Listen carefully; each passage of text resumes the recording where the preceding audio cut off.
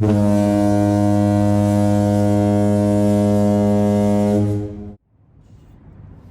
guys, it's me, Wanda, the solo traveler. And if you are about to take a cruise on the Windstar Pride and you are wondering what to expect, then this video is for you. So those of you that follow me knows that I am an avid cruiser, and I've been on pretty much all of the larger cruise lines. But I stumbled across Windstar because I was taking a trip to Iceland and didn't want to do a drive around Ring Road. Windstar cruises are a different type of cruise experience. Their ships, or they're actually yachts, are much smaller. The Star Pride has a capacity of 312 passengers. There were about 280 of us on board for this Iceland 7-day sailing. So needless to say, it's a very different, very much more intimate, sociable experience between staff and passengers. This cruise is not for everybody. In fact, their tagline is 180 degrees from ordinary, because it is not your ordinary cruise. If you are all into partying, this is not the cruise for you. If you're into a lot of different type of activities, you want rock climbing, you want to jump off the, well, you can't jump off the end of their ship, but if you want rock climbing and you want roller coasters and you want splashy pools and all those things, this is not for you. This is not really a kids pool, though there were some kids on board. So first I'll start off by saying one of the best cruises I've ever done, because of the level of service that they can offer, because there was so few of us on board. Embarkation is where I'll start. Easy breezy. There's one room that everybody just kind of went through. In fact, it's the same room that we did a lot of our, that some of the shows were in, or some of the lectures, activities took place in. That's where Embarkation took place. At different tables, staff walked you through what you needed to do, gave you your keys, and voila. The rooms are all suites. I was in an ocean view, tried to get a balcony, they didn't have one available, so I was in an ocean view, but it was by far the largest suite that I've been on. The bathroom had double sinks. The room size, I want to say it was probably somewhere between 250 and 300 square feet. We got fresh fruit every day. There were fresh ice and water every day. Of course, there was service of the rooms twice a day, and your robes and your slippers, and just the little finishing touches. Dining, which is one of the most important things on a cruise as far as I'm concerned. There are 2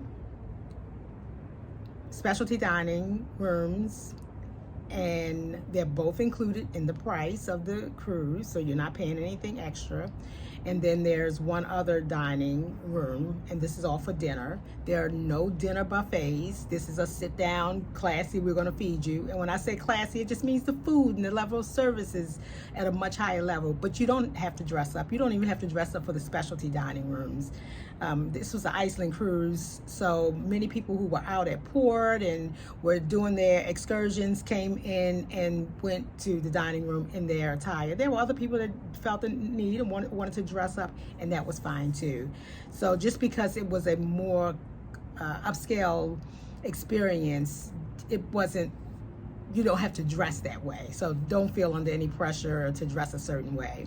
The food was very tasty. You could order anything on the menu at any given time. Room service 24/7 included in the price. In fact, there was really no upsell, like other cruises where they're constantly trying to sell you things. You didn't really get that from this cruise line. They did have buffet for breakfast and some lunch, I believe, but I was mainly off the ship during lunchtime. But there's also a burger bar on board that many people don't know about. So you're walking around the ship and you think that there's nothing to eat because there's no buffet out, but all you have to do is go into the veranda area or the open deck area where food is normally served on the 7th floor, in the back of the 7th floor, and sit down, and they will service you during certain times of day. You also have food in the Star Grill. You have a yacht club where they serve food, and the yacht club is not exclusive to just a certain group of people. It's for everybody because you're on a yacht, and anybody who's on the yacht is part of the club. Entertainment. There was nightly entertainment, music, games. There were lecturers on board giving us great information about the ports and about the country itself. There was also the captain. One of the days there was a diversion from one port because of the weather. He called a meeting, got us all in one room, and did a PowerPoint on why he was diverting the ship or the yacht. And you know, it was just a really personable experience. It's an older crowd, but don't get it twisted. We partied.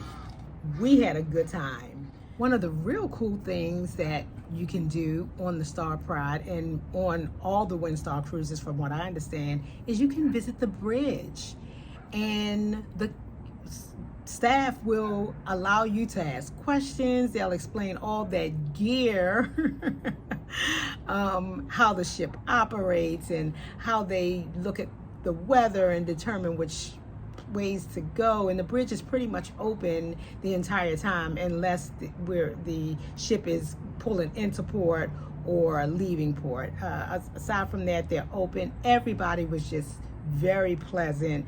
They have a ceremony whenever the ship is ready to leave a port, and where they raise the flag or raise the sails and play this music, which I'm not really sure where the music comes from, but I feel like it's from a movie.